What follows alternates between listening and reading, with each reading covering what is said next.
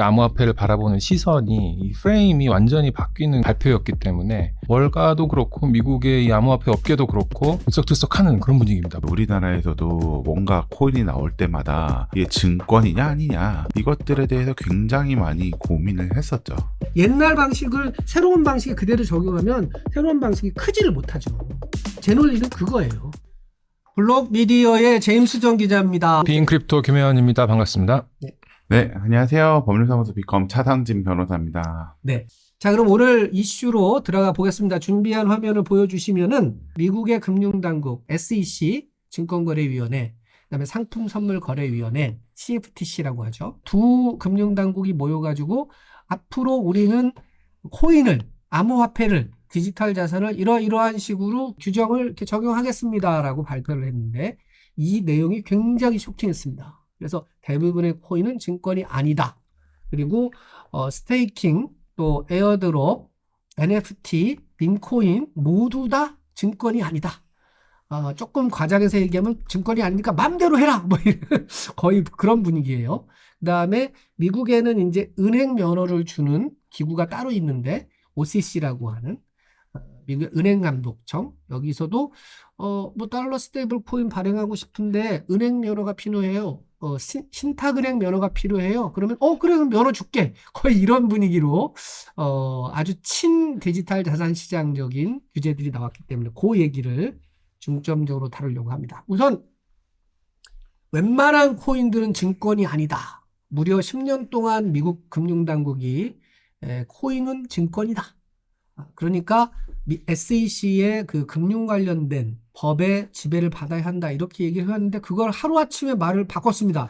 김 국장님 이거 어떻게 평가하십니까? 이 기사를 쓰신 명정성 기자님이 아침부터 엄청 바쁘시더라고요. 기사를 몇 개를 쓰시는데 뭐 그렇게 해야 될 만큼 블록미디어가 그렇게 판단해서 보도를 해야 할 만큼 중요한 뉴스였습니다. 미국의 뭐랄까요? 암호화폐를 바라보는 시선이 이 프레임이 완전히 바뀌는 그런 발표였기 때문에 사실 일주일 전에 SEC하고 CFTC하고 그 MOU를 맺었거든요.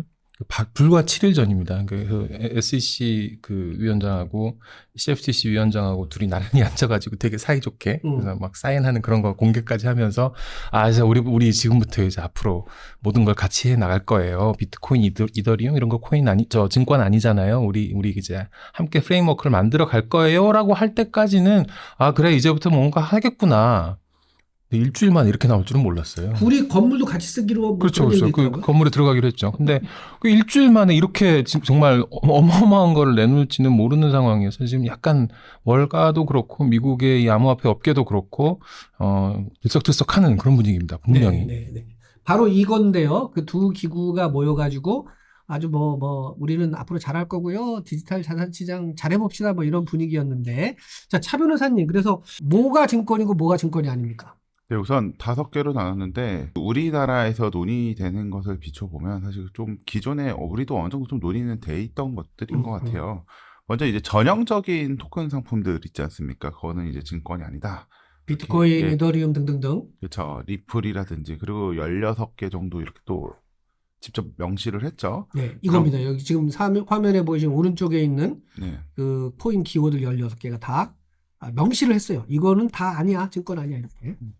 이런 것들은 증권이 아니다. 그렇게 명확하게 이야기를 했고, 그리고 뭐 수집품, 뭐 특히 NFT나 뭐 밈코인 이런 것들도 증권이 아니다. 그렇게 이야기를 했고, 또 블록체인 네트워크에 왜 티켓 같은 거 서비스하는 경우가 되게 많잖아요. 실은 요거 하는 그 회사들이 증권성 여부 때문에 굉장히 괴로워하고 있었어요. 우리나라에 엄청 활성화되어 있지는 않지만, 왜냐면 티켓은 그 자체가 그 경제적 가치가 있잖아요. 근데 이제 이거 그리고 경우에 따라서 유가증권 뭐 비스무리한 거 아니냐 뭐 이렇게 이야기를 하면서 계속 증권이다 뭐 이런 견제구들이 있으니까 굉장히 괴로워했는데 뭐 우리나라 법은 아니지만 이제 좀 거기서 해방이 될 수 있는 그렇게 됐고 그리고 이제 스테이블 코인도 역시 증권이 아니다. 근데 주의해서 보실 거는 이제 허가된 스테이블 코인이라고 써 있다. 네, 지니어스 액트. 네. 거기 그 앞에 허가된 요게 좀 중요한데 저런 단어가 붙는 거는 그거 같아요. 허가를 안 받으면 증권으로서 이제 취급을 받을 수도 있다라는 거예요. 보통 저러한 용어가 붙는 거는 방금 말씀하셨듯이 두 법이 규율을 할 때 이제 얘는 이쪽에서 규율하고 쟤는 저쪽에서 규율하자. 그 경계를 명확히 정해놓지 않으면 한쪽으로 다 끌려가니 그렇게 하자라고 할 때 이제 사용되는 용어입니다. 그래서 미국 같은 경우에는 그 지니어스법에 따라서 적용이 되는 그 결제 코인 같은 경우에는 증권이 될 수 없다. 근데 지니어스법이 거기에 따른 허가를 받지 않고 비슷한 것을 막 발행을 했다. 라고 하면 지니어스법에 따라 처벌을 할 수도 있고 아니면 뭐 다른 기존 증권법에 따른 뭐 제재를 받을 수도 있고 어디로 갈지는 그거는 좀 지켜볼 필요가 있습니다. 그리고 저게 왜 중요하냐면 우리나라 같은 경우에도 이게 스테이블 코인은 통화와 같은 결제 기능이 있고 그렇다는 건 경제적으로 어떤 가치가 있다는 거잖아요. 경제적 가치가 있으면 어떻게 보면 그런 얘기들 변호사들도 많이 하거든요. 야 이거 그러면 뭐 실제로는 뭐 회사채나 국채와 뭐가 달라? 또는 뭐 예금 토큰과는 또 뭐가 달라? 결국은 나라가 발행하면 뭐 중앙은행이 발행하면 CBDC 그리고 어떤 일반 회사가 발행하면 뭐 스테이블 코인 뭐 이런 거 아니야? 뭐 은행이 발행하면 뭐 예금 토큰 뭐 이렇게 되는 거 아니야? 뭐 이런 얘기가 있고 주체 빼고 다 똑같고 결국은 그러니까 회사채 비슷한 거 아니냐? 뭐 이런 얘기도 했었거든요. 근데 이번에 이젠 저렇게 정리가 되면서 우리나라도 저것과 같이 정리가 되지 않겠나. 뭐 이런 기대를 해봅니다. 근데 여기 이제 증권이라고 표시한 게 있어요. 요건 뭐예요? 어떻게 설명을 해야 돼요? 토크나 주식, 채권. 저거는 이제 토크나를 이렇게 가리고서 생각해 보시면 좀 더 직관적이에요. 그러니까 주식과 채권이라는 게 사실은 우리 눈에 보이는 뭔가가 아니잖아요. 예전에는 이제 종이 이렇게 있어가지고 교부하면서 거래했는데 그 형태가 이제 전자화 됐든 아니면 이제 블록체인 네트워크로 관리가 되든 형태가 뭘로 바뀌든 간에 어쨌든 주식과 채권은 죽을 때까지 주식과 증권이다. 뭐 이렇게 이해를 하시면 될 것 같습니다. 그리고 다만 여러분들 주의하실 건 그게 있어요. 그 사업을 하시는 분들 입장에서는 내가 이게 내 거는 상품이야. 내가 발행한 거는 스스로 그렇게 주장하는 것은 의미가 없다. 이것은 내가 뭔가를 만들어 놓으면 감독기관이 얘는 상품이니까 증권이 아니네. 얘는 결제 코인이니까 증권이 아니네 하고 감독기관이 판단하는 거고 우리가 어떤 뭐 백서라든지 어딘가에 뭐 얘는 상품이다라고 쓰는 것은 큰 의미는 없습니다. 엄밀하게 말하면 이런 거예요. 우리 세 명이서 이제 과거에는 미국이라고 쳐요. 여기가. 과거에는 우리 세 명이서 우리 세 명 얼굴을 모양을 본던 NFT를 발행을 해요. 그게 약간 애매했어요. 왜냐하면 게리 겐슬러 시절에는 바이든 행정부 시절에 그것도 뭔가 경제적인 가치가 있으면은 우리가 관여해야 될 것 같은데 약간 그런 뉘앙스가 있었는데 지금 이렇게 세 명의 얼굴로 뭐 NFT를 한 10,000개씩 찍었어. 김 국장님 NFT 한 3,000개, 제 거 3,000개, 그다음에 변호사님 거 3,000개에서 10,000개 정도 막 NFT를 찍었어. 네. 그래갖고 뭐 가짜입니다. 진짜 가짜로 한 10불씩 팔았어. 그럼 얼마야? 하여튼 계산이 안 나오는데. 그러면 안 잡혀가 우리는 이제. 그런 거 아니에요? 그렇죠. 예전에는 그게 문제가 돼가지고 약간 막 꺼리고 그랬는데 SEC가 NFT는 더 이상 코인이 아니니까 우리 소관이 아니에요. 그냥 우리가 말 팔면 돼. 그런 거잖아요. 설명하면. 이게 지금 그 이전 시대와 또 비교를 해야 되는 거고 그 이전 트럼프 1기 때와도 비교를 해야 되는 건데 결국은 이 코인이 증권이냐 상품이냐 가지고 지금 계속 논쟁이 있었던 거예요. 지금 일단 SEC가 종지부를 찍은 거거든요. 그렇기 때문에 이제 증권일 때와 상품일 때 뭐가 달라지느냐를 따져봐야 돼요. 증권일 때는 약속을 한 겁니다. 이게 지금 이거를 증권을 줄 건데 대신에 그 대가로 내가 받은 돈은 우리 사업을 갖다가 이렇게 운영해가지고 최대한 키워보겠습니다라는 약속을 하는 거잖아요. 근데 상품은 그게 아니죠. 상품은 그냥 돈 받고 이제 교환을 하는 거죠. 그러니까 코인을 초기에 발행한다는 것도 어떤 증권으로서의 성격이 있는 거 아니냐라는 주장, 사실 그게 뭐 아예 근거가 없는 주장은 아니고 그동안 그 ICO를 하거나 할 때 이제 그런 약속들이 횡행하던 시절이 있었기 때문에 이제 그런 규제가 생겼던 거죠. 그랬는데 이게 너무 과하니까 사실 이제 어느 정도 기간도 지나고 이제 저 코인 발행사들이 그 의무를 다 했다라고 볼 수 있는 기간이 지났음에도 불구하고 계속 증권으로 보게 되면 이거는 문제가 있지 않느냐라는 반발이 있었던 것이고 그럼에도 불구하고 SEC 같은 데서는 이거는 우리가 관할하는 게 맞아라는 얘기가 계속 있었는데 이제는 손을 놓겠다고 하는 거니까 사실 손을 아예 놓겠다는 것도 좀 불안하기는 해요. 다만 이제 이번에 발표한 내용을 보면은 어느 정도 기간이 지났을 때, 예를 들어서 발행사가 자기가 약속한 거를 다 했다라고 판단됐을, 그런 판단이 서로 간에 공유가 됐을 때라거나 아니면은, 완전히 사업에서 손을 뗐을 때, 그 이후는 이제 상품이다. 이런 식으로 규정을 하고 있거든요. 네, 지금 우리 김 국장님 되게 어렵게 설명하시는데 제 질문은 우리 세 명이 NFT를 10,000개 발행했다고 치자니까요. 하나에 10불씩 그러면 10만 불이잖아요.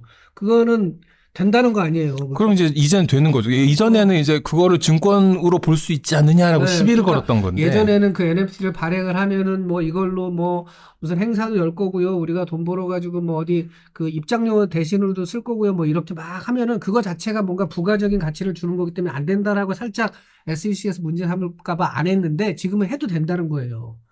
그런 거잖아요. 설명하면. 그렇죠. 그럼 뭐해? 빨리 발행합시다 그냥. 뭘요? NFT? 뭐 살 사람 있으면 하죠. 근데 참 그것 때문에 우리가 왜 하위 테스트라는 네, 그 얘기를 하려고 그래요. 정말 사실. 오래된 이 낡은 이 틀을 가지고 이게 맞냐 안 맞냐 가지고 계속 싸워왔지 않습니까? 사실 하위 테스트 지금도 잘 이해가 안 돼요, 저는. 자, 그 언론에 많이 나왔던 때가 있어요. 뭐 언제? 리플. 게리 겐슬러 위원장하고 SEC 위원장하고 리플랩스사하고 거의 3년에 걸쳐서 피 튀기는 그 소송을 할 때 우리나라의 그 XRP 투자자들이 막 그 게리 겐슬러를 욕하고 리플을 막 응원할 때에 이게 뭐 하위 테스트가 어쩌고저쩌고 뭐 이런 거죠. 하위 테스트가 뭡니까? 뭐 하위 테스트는 이제 미국이 그 하위 판결에 따른 법리인데 오랜 기간 동안 어떤 뭐 권리가 있을 때 걔가 이제 SEC가 관할해야 되는 증권이냐 아니냐를 판단하는 그 기준으로 많이 작용을 했습니다. 네. 내용은 이제 그런 거예요. 투자자가 있고 그다음에 이제 누군가 사업자가 이렇게 있지 않습니까? 그렇게 둘이 있으면 투자자가 이제 변호사님이 사업자고 제가 예. 투자자예요. 네. 그럼 이제 뭔가 약정을 하고 이제 제가 돈을 받을 거예요. 근데 여기 가지고 계신 이 권리가 증권이냐? 이거를 이제 판단하는 그 기준인데 그 내용은 이제 그런 거예요. 제가 우리 둘 사이에 이제 공동 사업 약정이 있어야 돼. 첫 번째. 같이 NFT를 발행해서 한번 뭔가 돈을 해보자. 벌어보자. 뭐 이런 예를 그쵸? 들면 그런 거 했다고 쳐요. 네, 있어야 돼요. 그리고 이제 그 국장님이 저한테 돈을 넣어요. 그 돈을 넣으면 주로 제가 그러니까 제3자죠. 여기 돈 넣는 사람은 특별한 사업에 관여가 없고 제 사업자가 제가 이제 열심히 사업을 해서 이 결과에 따른 이 손익을 귀속받는. 그러니까 이제 저는 우리 차 변호사가 사업적인 능력이 있으니까 돈을 딱 주고 이걸로 뭐 NFT를 발행을 하든 뭐 코인 거래소를 만들든 뭘 하든 잘 할 겁니다. 그러면 이제 변호사님이 그 사업을 막 하는 거야. 우리 김 국장님 같은 언론인들한테도 막 설명도 하고 이러면서 우리 회사가 더 커질 겁니다. 막 이렇게 해가지고 그 투자금을 불려주는 거잖아요. 그렇죠. 그렇게 해서 뭐 손해가 나면 그냥 날아가는 거고 이익이 나면 그 이익에 따라서 이제 제가 그걸 분배를 해주는 거죠. 그런 걸 다 증권이라고 본다. 예, 그렇죠. 그것들을 이제 다 증권이라고 본다라고 예전에는 그렇게 했었고, 그래서 항상 허위 테스트가 계속 논란이 우리나라에서 많이 됐던 게 이게 단지 미국 판례일 뿐만 아니라 우리나라 이제 자본시장법에도 이 허위 테스트를 번역해가지고 이제 도입한 투자계약증권이라는 그 증권 유형이 있어요. 그래서 거기에 해당되면 이제 자본시장법에 따른 규제를 다 받게 되니까 계속 이제 우리나라에서도 뭔가 코인이 나올 때마다 이게 증권이냐 아니냐 이것들에 대해서 굉장히 많이 고민을 했었죠. 그러니까 대표적으로 그 지금 미국의 감옥에 있는 권도영 씨가 한국으로 오기를 바랬거든요. 그 테라루나 만들었던. 왜냐면 한국의 증권법에는 여기 약간 애매해가지고 한국에 오면 벌을 덜 받을 줄 알고 그랬는데 이제 미국에서는 어쨌든 몇 년형을 받았지? 17년형인가? 27년형인가를 받았죠. 어쨌든, 아직 한국에서는 코인을 발행했는데 그 코인이 자본시장법 위반이어가지고 너 잘못한 거야라고 해서 감옥에 간 사람이 제가 알기로는 한 명도 없어요. 우리나라는 자본시장법 위반으로 감옥 가지 않죠. 네, 보통 한 명도 유사수신행위법으로 가죠.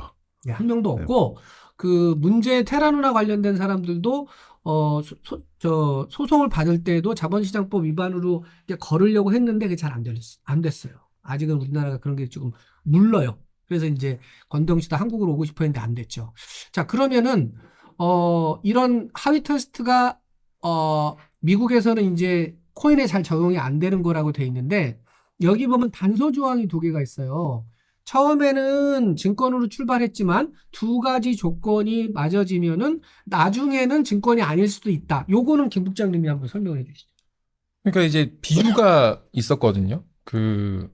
이게 왜 하위 테스트가 처음 이제 오렌지 농장 얘기에서 나오잖아요. 네. 오렌지를 주고 오렌지가 나중에 어떻게 될 거다 가지고 이걸 한 게 투자 계약이냐 아니냐 가지고 얘기가 나오는데 그래서 오렌지 농장 비유를 그대로 가져옵니다. 이 폴 애킨스 위원장이 오렌지 농장이 나중에 골프장이 됐다고 해서 골프장이 증권인 건 아니지 않느냐라고 이야기를 하는데 이게 무슨 얘기냐면은 지금 이제 기사에 나오지만은 발행인이 약속했던 기술 개발이나 로드맵을 모두 완수해서 투자자가 더 이상 이 사업자로부터 경영하는 노력에 기대지 않게 될 때, 그러니까 더 이상 이게 애초에 불려줄게 아니면 열심히 해서 이 사업을 키워볼게라고 약속했던 게 이루어졌을 때, 이루어졌다고 서로 판단을 했을 때에는 이제 더 이상 그 증권 성격이 사라지는 걸로 보는 거고, 두 번째는 발행인이 망했을 때 끝났어요.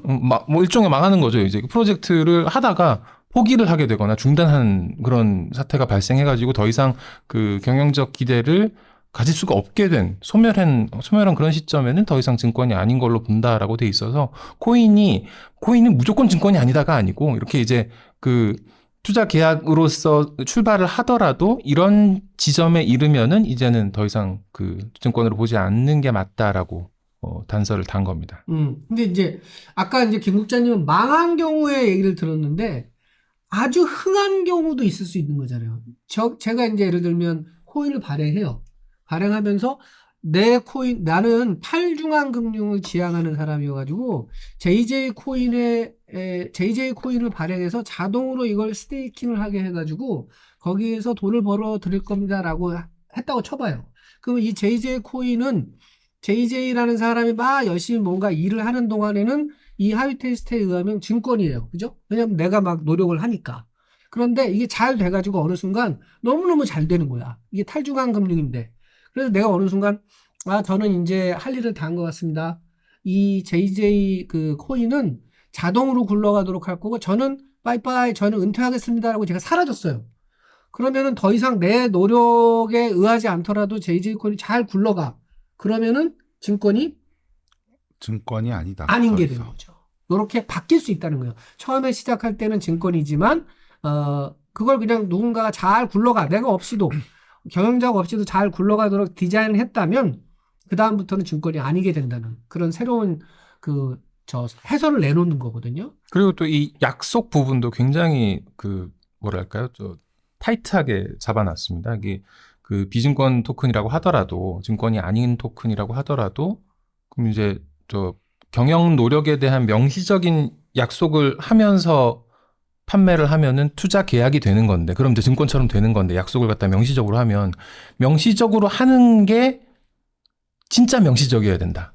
예를 들면은 서면으로 서류에 의해서 백서에 의해서 아니면은 공식적인 커뮤니케이션 채널을 통해서 홈페이지에 게시를 한다거나 이런 걸 통해서 한 거는 약속이지만 그렇지 않고 그 코인 업계에 많이 있었지만은 인플루언서들의 홍보라든지 그걸 지금은 소송하면서 전부 다 증권으로서의 근거로 삼고 막 이랬었는데 다 토해냈어요. NFT 그렇죠? 같은 경우에도 유명인들이 NFT 판 거에 대해서 소송 걸어갖고 다 토해냈어요. 그랬죠. 그다음에 이제 텔레그램 그룹에서 있었던 그런 대화 내용 이런 것도 전부 다 잡아내고 그랬었는데 이런 것들은 이제 그 명시적인 약속으로 보지 않는 쪽으로 방향을 잡았습니다.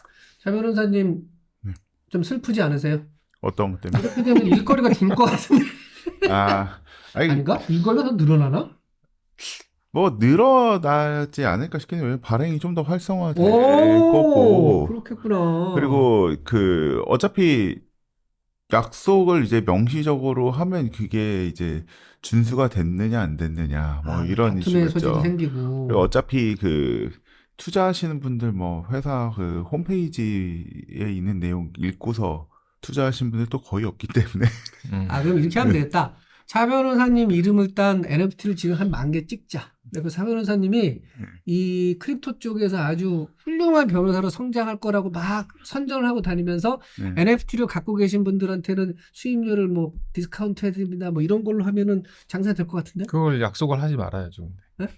명시적으로 하면 안 돼요. 명시적으로 하면 안 되고 이제 김 국장님 대신 해주는 거지. 어디 그냥 온라인 아닌 데서 온라인에 오프라인에서 하고 다니는 거지. 그럼 될 것 같은데? 빨리 하자 우리. 한번 찍어볼까요? 얼마나 많이 팔리는지 한번. 네. 농담입니다. 하여튼 디지털 기술을 가지고 뭔가 이렇게 새로운 아이디어가 있으면 그게 코인의 형태로 발행을 하더라도 예전에는 굉장히 빡빡했는데 지금 말씀해 주신 것처럼 어떤 그 약속의 범위라든지 또 그 이행의 로드맵이라든지 또 이제 그 경영자로서의 활동의 영역이라든지 이런 거를 좀 잘 디파인을 하면은 얼마든지 자유롭게 코인을 발행할 수 있다. 이런 요거 예.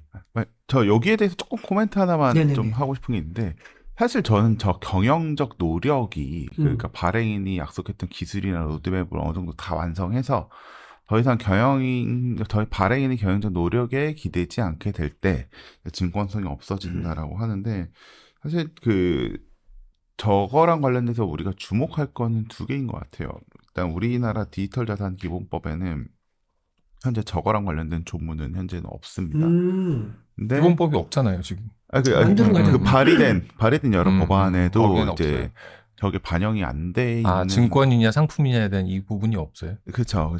네, 그게 반영이 안 돼 있고 만약에 뭐 자본시장법에서라도 뭐 들어간다면 들어가야 거기서 빠져가지고 이제 증권성이 없어질 거잖아요. 근데 우리나라가 이제 저걸 반영할 거냐 그것도 이제 좀 고민은 해봐야 되고 그리고 두 번째는 저 경영적 노력의 판단 기준은 또 상세하게 어떻게 될 거냐 여기 있는데 아마 저는 저 경영적 노력이라는 게 기존에 호의 테스트에서 하던 그 발행자의 그 노력을 의미하잖아요. 그게 이제 그대로 적용이 되는 단어가 아닐까 싶긴 합니다. 근데 우리나라에서 저거를 받아들일 수 있을지는 이제 사실 궁금하긴 해요. 근데 아직 저는 그냥 그렇게 뭐 그 해석도 조금 나간 걸 수도 있다고 생각하는 게, 예. 이 SEC에서 발표한 게 법이 아니거든요. SEC는 정부부처고, 정부부처에서 지금 존재하고 있는 연방증권법에 대한 적용하기 때문에. 해석에 대한 가이드라인을 이번에 발표를 한 거고, 법은 지금 막혀 있지 않습니까? 백악관에서 클래리티법 가지고 의회에서 통과를 시켜야 되는데 그게 은행 로비에 막혀가지고 지금 그 의회에서 완전히 막혀 있고 백악관도 이걸 어떻게 뚫어내지 못하는 상황에서 정부 부처에서 지금 먼저 나간 거기 때문에 이게 뭐 어쨌든 정부로서는 할 수 있는 만큼 모든 것을 다 하겠죠. 가이드라인도 발표했으니까 그다음에 뭐 1, 2주 내에 이 뭐 면제 방안 같은 것도 다 발표하고 규칙도 내놓겠다라고 했기 때문에 그런 작업이 이루어지기는 하겠으나 지금 이제 사 변호사님이 걱정하신 아니면 좀 언급하신 그 제도 실질적인 법으로 만드는 제도화는 우리가 지금 하고 있는 일이긴 한데 이게 레벨이 약간 다르기 때문에 이게 궁극적으로는 아마 같은 방향이 되든지 아니면 반대 방향이 되든지 하더라도 아직은 좀 더 지켜볼 것이 있지 않을까. 미국은 이렇게 나가고 있어요.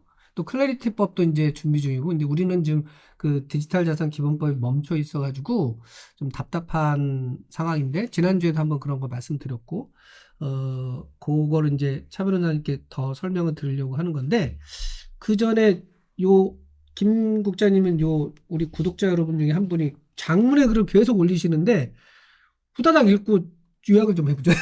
요약을 하시는 동안에 일단 뭐 진행을 하시죠. 자, 네. 저는 이게 정말 이번에 발표된 것 중에 저는 이게 제일 관심사였어요. 뭐냐면 에어드롭하고 스테이킹 이런 거는 이제 더 이상 증권이 아니다라고 얘기를 했는데 저는 특히 에어드롭에 관심이 많아요.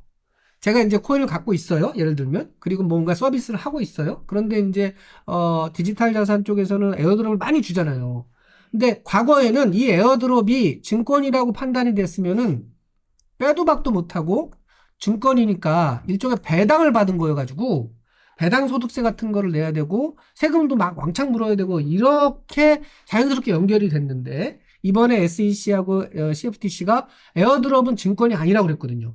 그러면은 제 생각에는 세금이 확 내려가거나 세금을 안 낼 수도 있을 것 같아요. 제 해석이 맞아요?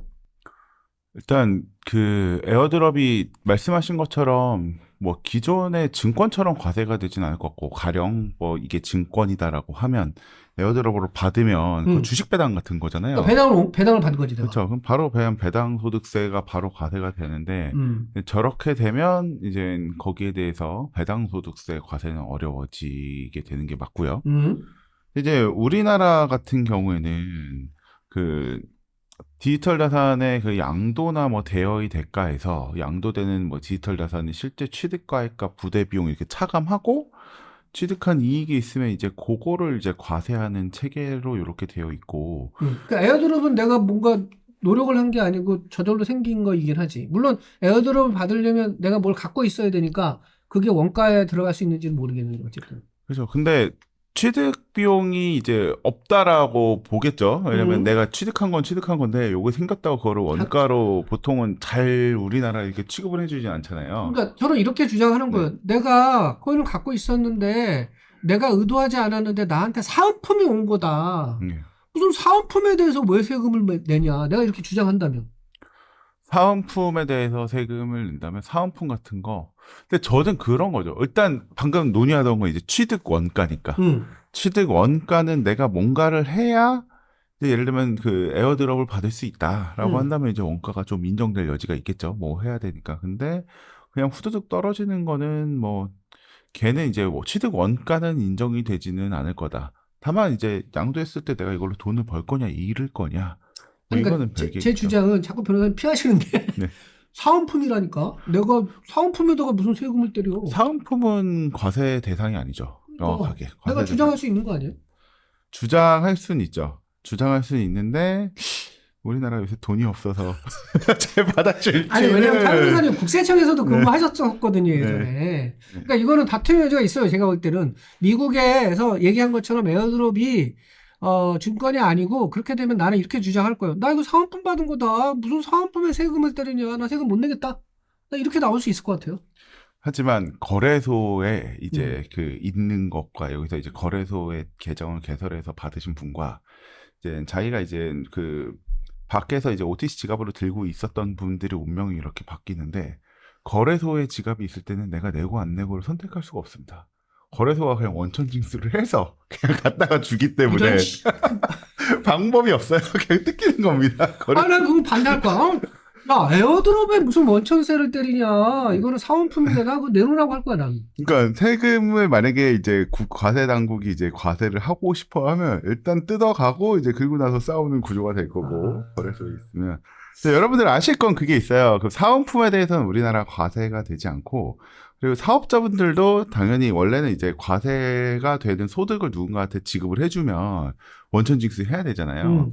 근데 원천징수 의무도 없습니다. 그렇기 때문에 저는 에어드롭 같은 경우에 이제 앞으로는 과세가 좀 어렵지 않을까. 다만 이거를 팔았을 때 이익은 이제 기본적으로 우리나라가 과세 체계가 그거거든요. 취득 원가 대비, 그러니까 살 때 가격이죠. 살 때 가격 대비 팔았을 때 수익 두 개의 차익에 대해서는 과세를 하니까. 그러니까 원래는 이렇게 된대요. 그러니까 그게 사은품일지라도 그 코인을 받아가지고 에어드롭을 받은 거를 현금화하면은 거기에 대해서 세금을 물릴 수 있다라고 주장하시는 건데, 저는 그거에 대해서도 제가 이제 세법을 모르니까 내가 막 그 들이미는 건데, 예를 들면 슈퍼마켓이 새로 문을 열었어요, 우리 집 앞에. 그래서 새로 오신 분들한테 진라면을 10개 사면 사은품으로 진라면 1개를 플러스 1을 해서 준 거예요. 그럼 진라면 1개는 사은품이잖아요. 내가 이 진라면 1개를 받은 거를 당근마켓에서 올려서 그거를 뭐 몇백 원이나 받았다고 해서 그 몇백 원에 대해서 세금을 물리는 건 말이 안 되지. 근데 우리나라 소득세법 제37조 1항 3호에 보면 가상자산은 취득 단가, 양도 가격에서 취득 단가를 빼서 과세한다. 이렇게 되어 있기는 해요. 그러니까 사은품으로 디지털 자산이 아니라 뭔가 다른 거를 받는다면 뭐 그럴 수도 있는데, 아, 그래요? 네. 아, 이거 좀 문제가 있는 것 같아. 저는 요거를 한번 진짜 끝까지 한번 물고 늘어져 보려고 에어드랍에 대해서는 과세를 세금 못 내겠다 뭐 이렇게. 그 싸움 저와 함께 하시죠. 오늘 하나 수입하나? 자기야 나 수입했어. 영국자는 어떻게 보세요? 에어드랍 이거 증권 아닌 거, 스테이킹도 증권 아닌 걸로 판정이 났는데 앞으로 요게 미칠 파장. 그렇다고 뭐 에어드랍이 늘어나겠습니까? 그게 뭐. 아닌데 세금 문제가 사라진다고 하면 아, 세금 문제가 아니라 지금 증권성이 지금 사라진 거잖아요. 아니 그러니까 이런 문제가 이 증권성이 사라져서 세금 문제도 자연스럽게 해결된다면 난 에어드랍을 사람들이 많이 할 것 같은데. 증권성이 사라지는 거하고 세금이 사라지는 건 다른 문제 아닌가요? 아니 우리 지금 계속 주장하잖아. 에어드랍에 대해서는 세금 받지 말라고. 그렇게 되면 어쨌든 그래서 에어드랍하고 스테이킹이 이제 그 증권성이 문제는 아닌 게 어떻게 됐어요. 되는 거예요? 그러면 증권 성격이 사라지면 세금이 왜 달라지는 거예요? 근데 과세 세율은 달라지죠. 그 세율이 증권 달라지는 거예요? 그죠. 그리고 그 원가 개념도 좀 달라지고. 음. 뭐 가령 그 증권이면 내가 주식 배당을 받을 때 그때 바로 이제 소득이 산정이 돼가지고 일단 세금 한번 떼잖아요. 그렇죠. 그죠. 그때 세금 한번 떼고 그리고 이제 양도를 하게 되면 또 증권거래소 또 내고 그죠. 그리고 뭐 대부분 이제 상장 주식은 양도세가 없겠지만 그죠. 근데 비상장 주식은 이제 양도세를 또 내게 되잖아요. 세금도 높아요. 근데 이제 그렇죠. 배당하고도 좀 다른 게 배당은 내가 그 주식 투자한 거에 대해서 그 투자 기여에 대한 보상으로 받는 성격으로 봐야 되는 거 아닌가요? 그렇다면은 근데 에어드랍은 내가 뭘 한 게 아니잖아요. 그냥 준 거잖아요. 내가 코인 갖고 있긴 했죠. 그러니까 아, 증권으로 그렇기 취급되면 때문에. 이제 증권의 그 논리가 그대로 쭉 그대로 다 가는 거고. 따다닥 적용되고 이제 세율도 그렇게 되고 물론 장점도 있어요. 뭐 벤처기업 투자세 공제 뭐 이런 것도 노릴 수 있겠죠. 증권으로 취급되면. 네. 상품이 되면 세율이 어떻게 돼요? 그러면? 네? 상품이 되면 세율이 어떻게 돼요? 상품이 되면 현실적으로는 뭐 양도소득으로 그냥 바로 가야겠죠. 만약에 그런 거죠. 규정을 근데 넣어야 돼요. 그냥 준 규정을. 거다 이거는. 그렇죠. 규정을 넣어야 돼요. 이게 왜 이렇게 불분명하냐면 우리나라 세법은 아마 전 세계 모든 세법이 그럴 텐데 이러한 디지털 자산이 없을 때 만들어진 법들이어서 그거를 상품으로 볼 거냐 뭐 배당으로 볼 거냐 아니면 제가 주장하는 것처럼 커뮤니티에 내가 기여를 한 거에 대한 어떤 리워드냐 이게 좀 다 다르기 때문에 명확하지 않으니까 법을 고쳐야 돼요. 제가 볼 때는. 그래서 저는 개인적으로 우리나라 세법은 디지털 자산이 굉장히 우호적이긴 한 것 같아요. 왜냐면 일단은 그 소득의 성격 자체가 기타 소득이라고 해서 아니야 기타 소득은 세율이 더 높을 텐데요. 근데 기타 소득의 일단 장점은 뭐 물론 여기에 그 기타 소득의 장점은 종소세에서 일단 분리될 수 있으니까. 그러니까 종합소득세에서는 빠지더라고요. 물론 규모에 따라서 이제 끌려 들어가는 경우도 많이 있지만 너무 일단 많으면 그것만 그렇겠죠. 해도, 그죠. 아니 제 주장은 계속 말씀드리지만 아니 내가 커뮤니티 발전에 기여를 했으면 나한테 어드밴티지를 줘야지 그 세율도 좀 낮아주고 웬만하면 뭐 세금도 안 내고 이랬으면 좋겠다는 거지. 자, 이렇게 생각을 해보시자고요. 구독자 여러분도 한번 생각을 해보세요. 우리가 세금을 내는 이유는 그게 소득이 있기 때문에 내는 거잖아요. 근로소득에서도 세금을 내고 금융에 대해서도 뭐 금투세는 없어졌지만 뭐 세금을 내잖아요. 근데 이 디지털 자산이라고 하는 이 독특한 영역은 내가 이 커뮤니티나 이 시스템 발전을 위해서 나도 굉장히 노력을 한다고요. 이게 웹3적인 성격이잖아요. 가만히 앉아가지고 주는 떡을 먹는 게 아니라 내가 노력을 한다니까요. 그러면 이게 다른 중간자, 이른바 이제 그 비용을 발생시키는 중간자를 배제하는 게 웹3잖아요. 그러면 이게 효율이 올라간다고요. 효율이 올라가면 경제 시스템이 좋아져요. 그러면 그 좋아지는 거를 부흥시켜줘야 될 거 아닙니까? 그러려면 국가 차원에서는 웹3 경제를 발전시키려면 웹3를 부흥시키기 위해서 세금을 낮춰주는 게 맞아요. 그래야만 비생산적이고 효율이 떨어지는 기존 금융 시스템이나 기존 시스템을 아주 효율적인 웹3 시스템으로 바꾸게 될 거 아닙니까? 세금이 그런 역할을 해줘야 되는 거예요. 옛날 방식을 새로운 방식에 그대로 적용하면 새로운 방식이 크지를 못하죠. 제 논리는 그거예요. 그래서 나중에 한번 기회가 되면은 차 변호사님하고 저하고 그 국세청 법을 다 뒤져가지고 다음번에 한번 특집으로 한번 꾸며보시죠. 열심히 공부하겠습니다. 네. 지금까지 블록미디어의 제임스 정 기자였습니다. 감사합니다. 감사합니다.